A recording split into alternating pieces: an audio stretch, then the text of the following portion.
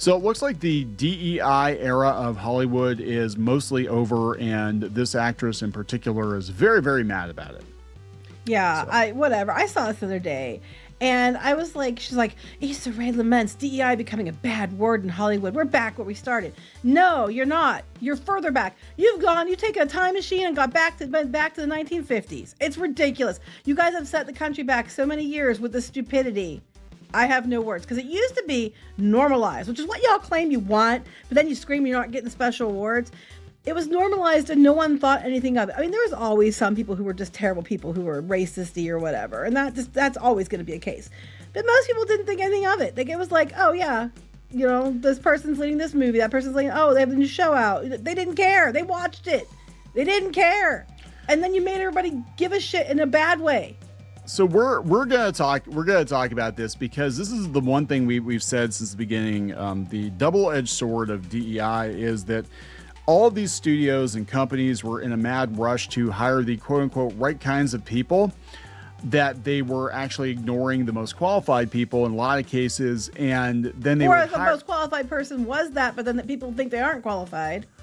Well, that's what I was gonna say. Like, what happens is they hired the first person that came along in a lot of cases.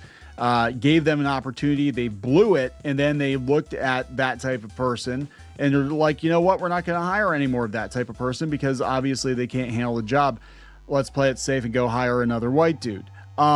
So for people that actually are legitimately qualified, it's hurt them. People that actually are not straight white dudes who are skilled, people make assumptions they're DEI hires now, even if they were hired before all of this insanity. Even if they're hired and were qualified. Yes, and it's definitely hurt people. I would say it set the equality movement back. But the problem is a lot of these people, they didn't want equality. No, they don't want normalization. They want special treatment. Yes, they wanted special treatment. So they talk about equality and equity, and and basically it's like affirmative action for Hollywood and for businesses and whatever. And that's how you get unqualified people, right? I believe everybody should have the same opportunities. I think everybody should, you should be able to take any candidate and look at them and be like, hey, you're the best person for the job out of all the people. And we're colorblind, we're gender blind, whatever. Except for the fact that when there are cases where, like, okay, we're talking about a Victorian child or a historical figure who was a certain, like they're white or whatever, and now they're the opposite gender and they're opposite race and all this other stuff, and it's like, that's stupid. Tom Sawyer was a little black girl. You didn't know that? You didn't know? Bigot. It was too short for Thomasina Sawyer. It was like, come on. Shockingly, I saw the Little House on the Prairie trailer. I almost said Little House in the Trailer. That's a totally different show. Little House on the Prairie trailer for Netflix, and they didn't race swap the Ingalls. I was surprised. My comment was, why? Like, we don't need, this is another thing that's Hollywood just repurposing something again. Oh yeah, because they're too damn lazy and scared to take a chance on anything new. But then when they take a chance on something new, they pick the wrong things that are dumb, and no one watches them anyway. That's okay. I'm sure either Laura or Mary will be gay.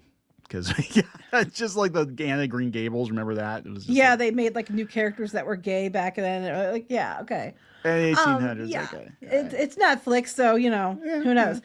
But anyway, before we get into any further, please subscribe for more pop culture news, views, and rants. Guys, you'll get woohoo if you do. Woohoo! This is Kneon. I am here with Geeky Sparkles. Hello. And we're going to talk about, I guess, the post-mortem of at least the peak of DEI. People are like, DEI is not gone. I'm like, no, it's not. They're calling it other things, but gone. But I think its influence, the influence it had over Hollywood and over businesses, has definitely declined, because all these businesses are, getting rid of their DEI programs. And they're talking to even, I think it was BlackRock, and they're like, yeah, nobody wants to invest in DEI anymore, so we're just not allocating funds to it. They'll just call it something else, I'm sure. But people have become hyper focused on looking for it, which again does a huge disservice to people, because now every time you see gay people or black people or whatever in a movie or a TV show, you're gonna be like, well, that's just woke.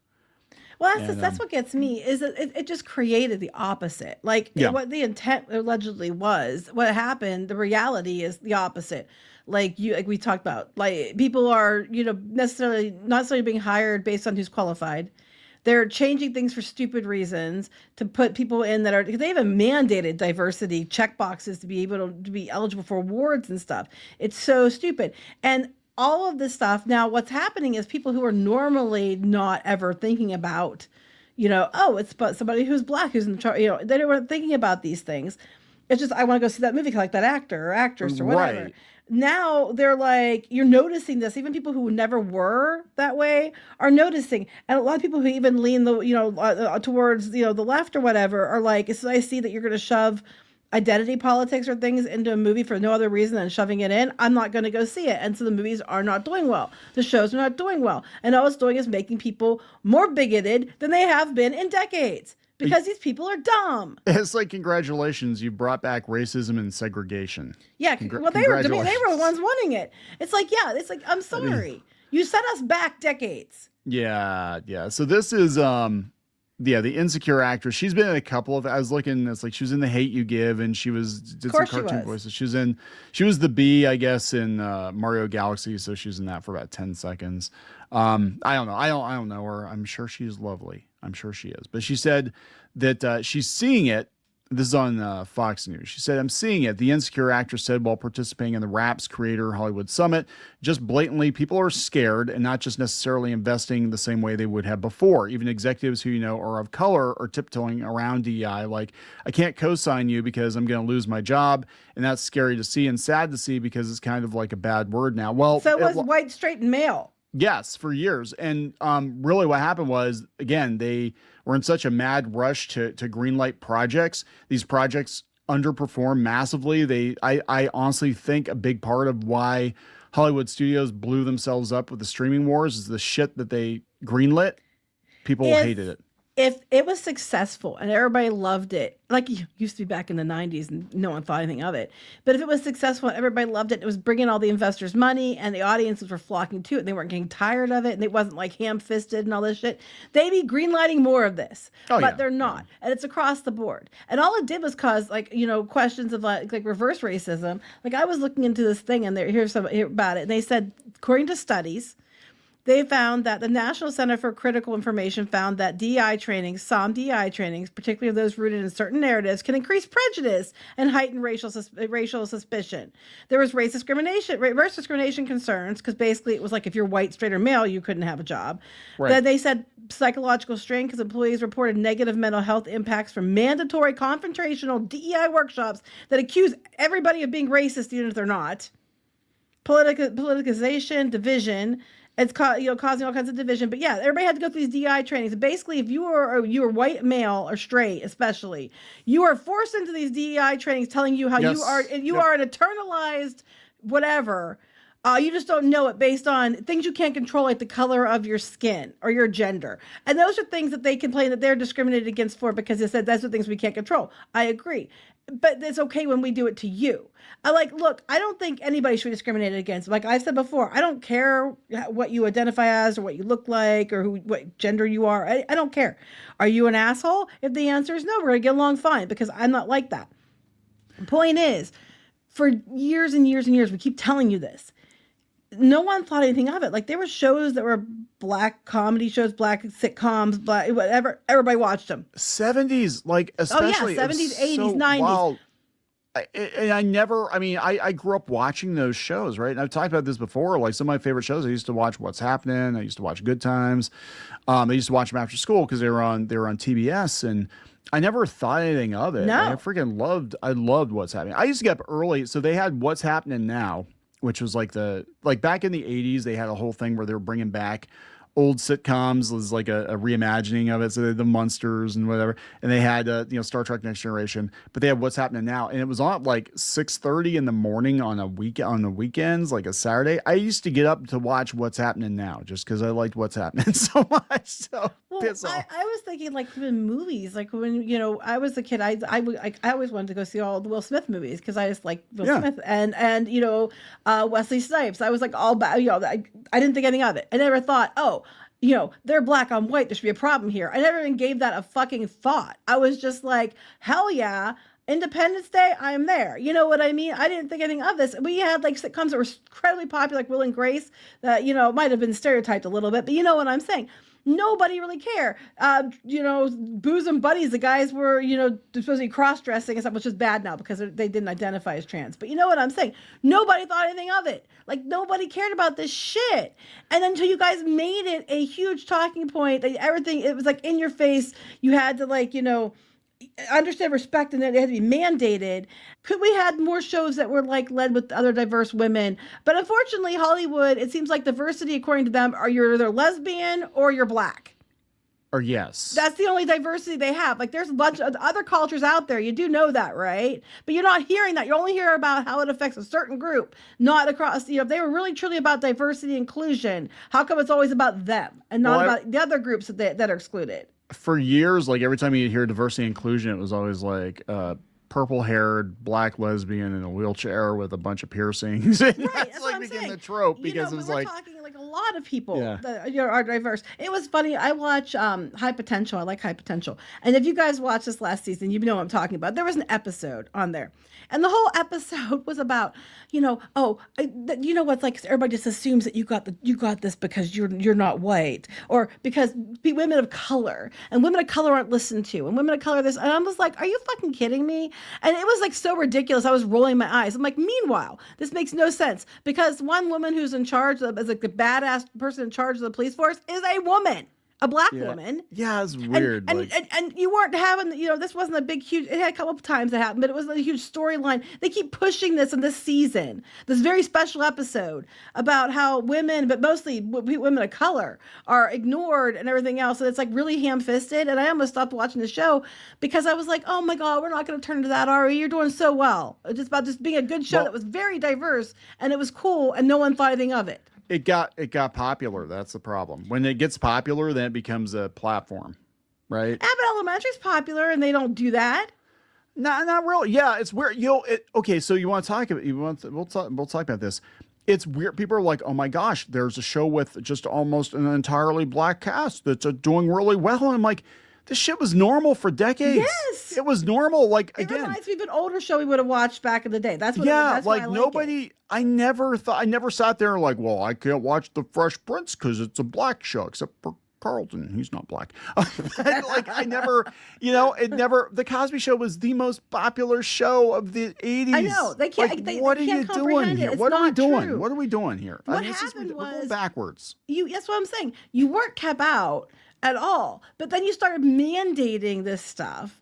And then you started pushing these initiatives, which actually all it did was create, stuff that negative feelings that weren't there before. And unfortunately, and I've said this many times, the result was people were hired, even ones based on merit, and people were like, well, you just got the job because you weren't white, straight, and male. And that's not necessarily true. But because of these initiatives and because there were some people who hired who weren't competent, or just get the job because of stupid, identifiers, that it ended up making people be, kind of bigoted even when they weren't before, and they stop and think about it, and they aren't going to movies or shows now. Or they're like before they didn't care, but now they're like, oh, it's probably going to be like ham-fisted agenda shit. And there's a reason why they think that way. It's not because they're just terrible bigoted people, because even people who aren't white, straight, or male aren't going. It's because they're tired of it. And then people who got the jobs based on merit, they themselves were like, harassed. And then they had to like justify their existence. And it's not right. You set us back decades. DEI set people back decades. Well, that was like even with the Artemis mission. The one astronaut, like they made it all about like he wants to talk about going to space, now how awesome it is for America to go to space again. That's awesome. They're like, what do you think about race? Yeah, but he answered well. He's like, this is about humanity, not about, Right. Like, and And as soon as you start putting those barriers up between us, though, then we stop being a human race and we start being a fragmented, group of people. And that's, it is more divisive. It's like, and again, I want to be very clear. We're not saying that there aren't racists out there. We're not saying that prejudice doesn't exist. That's stupid. No. That's stupid to say that, whatever. But we're just saying that it has You're created. magnifying it. You're putting a huge magnifying glass on nothing but race and gender and ideology. You're creating more problems because people might not have even thought about it before, and that's all they think about because that's all anybody talks about. And it was like, even if they were going to do it, the fact that you broadcast it and you're out there and then people are like, huh, these TV shows suck now. I wonder why. Well, must be all the black lesbians and all the shows. That's why the shows suck. Yeah, because that's all they talk about on the MSNBC is how they have a good diverse show. They it have is. to make a special episode all about how everybody's episode, a bigoted asshole. And it's like, you know what? But that's not true. And then if you're white, you're automatically a racist, even if you aren't. Because, you know, Hollywood says so. It's ridiculous. So DEI can't end fast enough. And DEI, even if it had noble ideals at the beginning, which I doubt it did, even if it did, it has provably done the opposite. What if tinfoil hat? What if the intention was to get this result? Well, it could have been. I mean, I can't see why you would do it without trying to get that result because there was no reason. It already was normalized. People saw people that were different than them on TV and in shows and in books and stuff all the time, and they didn't think anything of it. In games and things, didn't think anything of it. Just still bought it and still played it because they just wanted a good story. So it was colossally dumb if it was intentional. So I'm like, well, not if you want to destabilize things, it's not, because you can't look at America and it's like, okay, where are the fault lines at? Where can we put the knife in and twist a little bit to crack things open a little bit? Oh, let's see. They still got some racial issues. They got some gender identity issues. You know, let's broadcast it in Hollywood. What makes America so great is that it's so diverse. And we always taught, like, we're a melting pot and everybody gets along and everybody's, that's what it was. But the thing is, it's like you go to other countries and you watch their shows and movies, like in Japan, China, Korea, South Korea, everything else. Do you see a shit ton of white people and black people and other stuff on there? No, you don't. And people are mad at that too. They're like, there's not enough representation in the country that's almost like 99.9% Asian. It's like it works here because we are a diverse nation, but you can't demand everybody else to do the same thing. But then you're over here when you already have it working, and because it's not enough, because it's not about these people don't. It's what it boils down to is it was normalized, but that wasn't enough for you. It wasn't enough to have it normalized. You want special treatment. Well, that's you want special awards. And that's just it. And so what's going on is she's talking about how a lot of these shows aren't getting greenlit now, or a lot of stuff's not getting greenlit. And they were throwing like mad money at quote unquote diverse people for these big, huge deals. And a lot of times they were just taking shows that were shows that were white cast and then making them black and then redoing the show. Yeah, like what happened to remember they had the Black Wonder Years? Nobody talks about that one. And then they had Ava DuVernay. She got this big ass deal, and then I think she had to like give some of it back. It was like there was a whole thing, and it was kind of a gold rush if you were anything but a straight white dude. But it did back. I really do think it boomeranged back. I don't think we're gonna realize how much damage actually has been done to women, minorities, LGBTQ, or whatever for another couple of years yet. When you're gonna see that everybody's playing it safe because they're so afraid. They're not gonna go to center. They're gonna go the other way. They're gonna go. Yeah, and I called this like 2 years ago. I said, yes, that was longer than 2 years ago. I said, there's always a push and a pull, and there's a pendulum swing. And if you push the pendulum too far in one direction, it's going to swing back just as hard, if not harder, in the opposite direction. And I think we're going to see that now. It's going to be like a freaking wrecking ball, and it's going to come through. And there's a lot of people that are, honestly, I think very, very talented. They're going to get overlooked now just because people are going to be like, yeah, we don't want people to think you're like a DEI hire. So. Yeah. Well, we saw it in the animation. I mean, we had the whole Backlash to High Guardian Spice, and there was that one lady that was not white who had a really good pitch, but they wouldn't even look at it. Was really good. They wouldn't even look at it because, we don't want another High Guardian Spice situation. And it's not fair to label everybody like that. But that's what's happening because of this forced push. When you distill people down to their physical traits, right? When you distill them down to their physical traits, then you just start lumping them in, and then you start becoming prejudiced and bigoted because you're like, oh, well, all these kinds of people do this kind of thing. And I already hired one of them. So, you know what I'm saying? Right. So so we're not even looking at people as being individuals anymore. We're just looking at them as being a pile of check boxes and making assumptions. And what we're saying is, not that there should, the initiatives to make sure that more people get a turn are bad. we're saying that the DEI specific initiatives, which were basically you have to hire so many percentages of these kinds of people, whether they're qualified or not, and everything has to be about race and identity and all this other crap, and you have to shove these narratives into everything. It literally just took us back because it's just creating problems that weren't there. It's like I said, Squid King said, it's like somebody going to their kitchen, setting it on fire. And then screaming about the fire and then putting it out and saying that they were a hero that saved everybody from the fire that they started. Yeah. That's it, man. And DEI is a bad word for good reason.